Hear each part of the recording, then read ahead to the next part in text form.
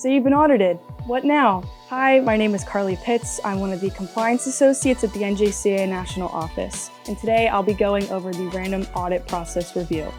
Auditing can seem like a lot, but in today's 3-minute video, I'm going to be discussing how to organize your audit files based on the segment you've been requested for and how to properly send them into the National Office. Let's go!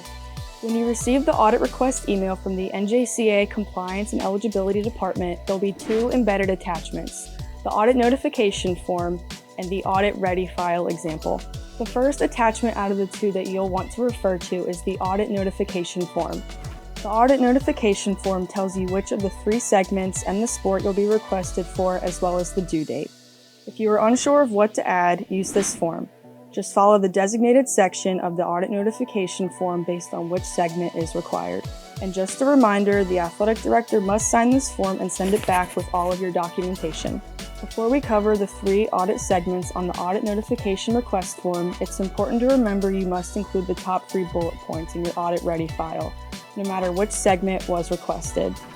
Understanding which segment you are responsible for is essential to submitting the proper information.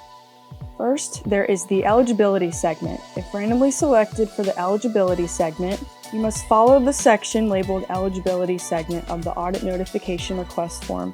Simply put, for this audit, you must submit whatever documents you used when initially confirmed the student-athletes met or exceeded the minimum eligibility requirements. If you're wondering whether or not to include something, ask yourself this question. Did I use this to confirm or verify eligibility? If the answer is yes, submit it. It is important to note that the documentation for LOIs or releases are not required in this segment. You are only required to send the information listed in the top section for all segments and the eligibility segment. Next, we have the LOI segment. In this segment, you must follow the section labeled Letter of Intent/Scholarship Agreement of the Audit Notification Request Form. Of special note here is you do not need to include in the audit file LOIs or releases with signatures. The NJCAA National Office will view the letters of intent and releases straight from the admin portal. Also, do not forget to include a statement from the Financial Aid Office, listing all student-athletes receiving athletic aid. This document is required. To be clear, you only need to send the information listed in the top section for all segments and the Letter of Intent/Scholarship Agreement. The third and final segment is for both segments. If randomly selected for both segments, you must include all of the documents mentioned for the eligibility segment, as well as all of the documents mentioned for the LOI segment. So you will need to refer to the entirety of the audit notification request form requirements. Now that we've covered the 3 segments and what must be included in each, I'll be discussing how to organize your audit ready file. For the past 2 years, the NJCAA National Office has included the audit ready file example within the audit request email.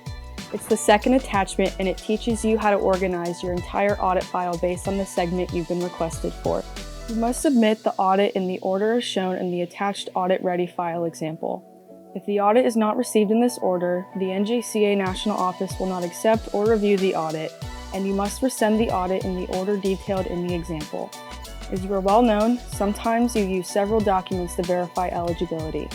Providing them in the exact order, organized by student-athlete, ensures the NJCAA National Office can timely review your submission, and not guess which documents belong to which student-athlete.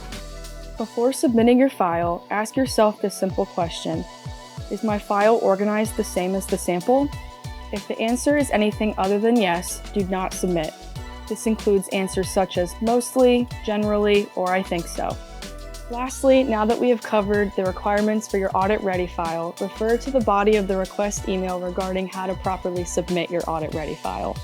You must submit all documentation to the NJCAA National Office by the due date found in the audit notification request form, which can also be found in the body of the request email. If sending a physical copy through mail, use overnight priority mail to ensure it is received by the NJCAA National Office by the due date. If you choose to electronically send the audit packet, they must be sent through a file sharing device, such as Dropbox or Google Drive. Don't worry, you've already done all the work of submitting your LOIs, releases, and verifying your eligibility in the admin portal prior to participation. Now that we have covered what needs to be included in your audit ready file, how to organize everything, and how to properly submit it, you're ready to go. And always remember, the compliance and eligibility team is here to help.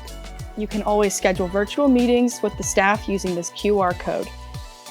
Thank you so much for watching. If you have any additional questions, please reach out to compliance@njcaa.org or one of our team members. Happy auditing and good luck this season.